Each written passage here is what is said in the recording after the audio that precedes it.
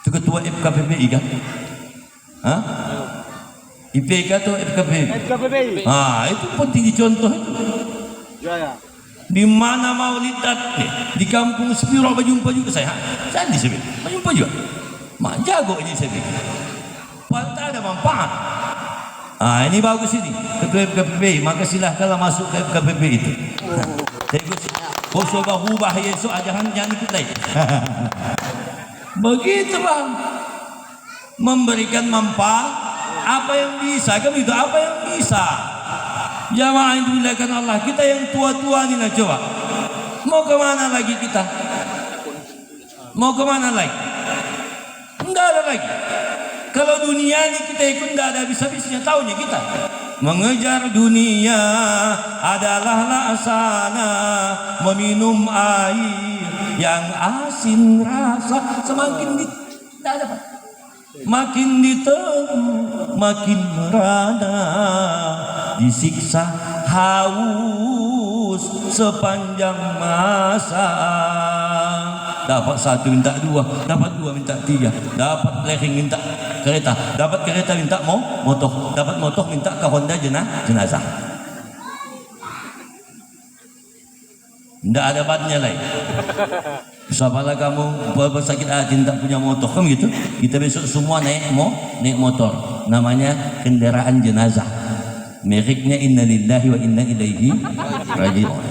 Sabarlah takut, maju. Insya Allah tidak penting basim, tidak berstengkak, bebas hambatan. Polisi pun takut menengoknya. Polisi itu berhenti, jenazah ikannya berhenti. Beda. Cuma dia bisa lagu di dalam untuk solo dia campak campak kan. Betul kan? Ya, kalau awak di mobil awak kan enak awak pakai sambil musik, sambil makan pekongan sebab musik bisa.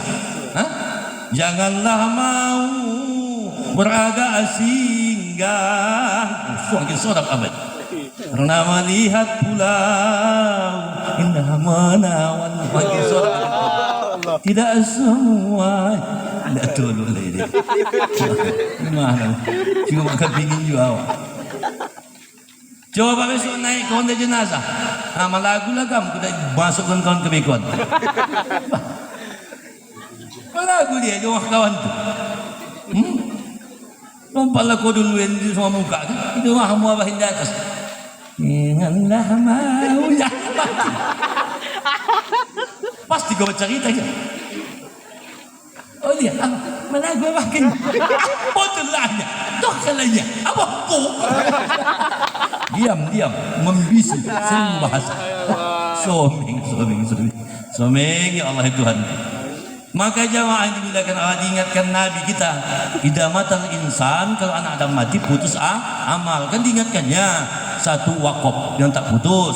Maka berwakaflah sepanjang kita mampu, mengalir sama kita, berwakaf di masjid nih selama orang beramal di sini. Itulah besok yang menolong kita sampai mati. Bukan soal banyak, yang penting ambil bagian. Wakaf, ilmu yang dimanfaatkan ilmu yang ada itu sampaikan sama anak-anak. Agama ini bukan hanya tugas ustaz, tugas kita semua.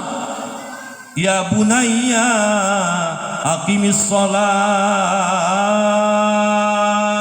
wahai anak-anakku sembahyang asar. Sembahyang tidak jon kan tahu gitu. Pokoknya ingat. Begitu juga subuh. Ya bunayya aqimis shalah, sejam 5 ya. Tidak juga sejam 5 ya. Tidak juga sudah jam 5 lantak. Ingat bikin, tidak mungkin dibunuh. Tapi ingat. Itu pesan Luqman sama anaknya. Diingatkan supaya ilmu itu bermanfaat. Diingatkan anak ini, ingat dia, diamalkannya, disampaikannya pula besok ke cucu awak. Ya bunayya aqimis shalah, dia cucu awak pula. Ini anak awak ke cucu. Maka awak sudah mati. Mengalirlah namanya ilmu yang bermanfaat. Bukan soal guru sayang. Jangan kamu anggap yang mendapat ilmu yang bermanfaat itu hanya guru. Orang kan banyak begitu. Guru lah, dia kan mengajak. Oh, enggak begitu sayang. Siapa saja bisa, asalkan dimanfaat. Anak yang soleh, Inilah yang payah di zaman ini. Oh, anak kita zaman ini jauh jodoh ini. Chip. Eh? Oh, dulu payah lewat. Bekah, iga, loncong. Anak-anak kocik pun pandai. Allahu Akbar. Bagaimana coba? Maka kok saya tengok yang tiga nih, wakaf, ilmu yang bermanfaat, anak yang soleh, saya lebih dominan memilih wakaf. Mengapa begitu Ustaz? Karena wakaf kan memang awak yang punya. Aku udah nampak awak, Aika punya aku. Nah, selesai. Kan nampak awak kan? Kalau anak soleh kan kamu tahu, esok bagaimana? Betul. Tapi kalau wakaf tu langsung punya aku. Belum lagi pindah ke anak cucu. Kalau sudah mati awak besok, pindahlah semuanya ke anak cucu. Maka Bapak Ibu, saya ingatkan kita, berwakaf awak Rp1.000 di masa awak hidup begini jauh lebih besar pahalanya dibanding besok awak sudah mati diwakafkan anak di atas nama awak. Paham? Kan ada juga kita begitu pula kan, jika ku wakafkan kena sumpama pahalanya baik untuk amakku, kan begitu? Lebih besar lagi pahalanya yang Rp1.000 awak wakafkan semasa hidup daripada ratusan ribu, jutaan setelah kita mati besok diwakafkan oleh anak di atas nama kita. Mengapa begitu Ustaz? Karena tidak ada lagi nisbah sampai pahala. Tidak ada, memang pahala kita masa hidup. Kalau mati Ustaz, tengok doa kita di Yasin. Allahumma ja'al wa awsilillahumma misla. Ya Allah, jadikanlah sampaikanlah seumpama. Coba awak langsung Yasin. Nah, kata malaikat, jika kami tak sampaikan lagi, kok sampai kau ingat? Putus pula jembatan tu, gimana coba? Maka saya yang tiga ini lebih dominan impak. Makanya zaman ini kan banyak ada impak subuh ya, ada segala macam banyak. Ada yang impak rumah tahfiz segala macam, anak yatim piatu, betul kan? Maka jamaah dimuliakan Allah, inilah bekal kita besok. Kalau mau lampu dikubur, wakaf. Kalau mau payung di yaumul kiamah, di yaumul mahsyar, wakaf juga sayang. Memang inilah hebatnya memang. Semakin banyak wakaf kita, semakin toha kuburan. Semakin banyak wakaf kita, semakin lagak payung awak.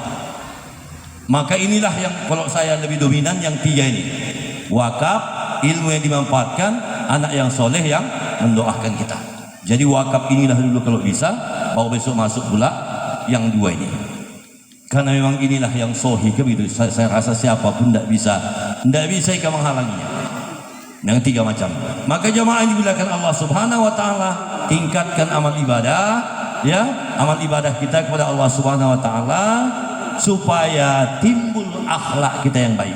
Karena setiap amal ibadah yang kita lakukan, kuncinya, ujungnya adalah semua akhlak.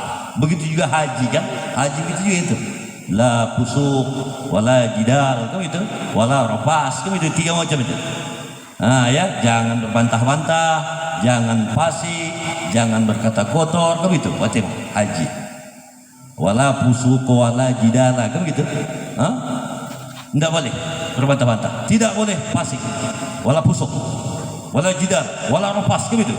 Jadi semua ibadah yang kita lakukan itu muaranya, ujungnya adalah akhlak. Makanya siapa yang mau bagus akhlaknya, maka perbaikilah amal ibadah. Nah, perbaiki amal ibadahnya, tingkatkan imannya, insya Allah muncul akhlaknya. Itulah tujuan kita sesungguhnya memperingati Maulid Nabi ini. Jadi pejuang-pejuang rahmat Allah Subhanahu wa taala, yaitu pejuang akhlakul karimah, akhlak yang mulia. Saya yakin adik-adik saya, remaja-remaji ini kalau bisa menjaga akhlaknya, insya Allah selamat kita, selamat dunia akhirat. Tapi bagi yang tidak bisa menjaga akhlak, inilah yang khawatir kita, kan begitu? Hancur moral anak bangsa kita ini kan. Maka inilah upayanya kita bikin. Makanya pemuda-pemuda setelah besar, jangan tinggalkan ini ya, syiar agama, majelis taklim, masjid dan sebagainya, supaya akhlaknya terpupuk dengan amal ibadahnya. Jadi Bapak Ibu yang dimuliakan Allah Subhanahu wa taala,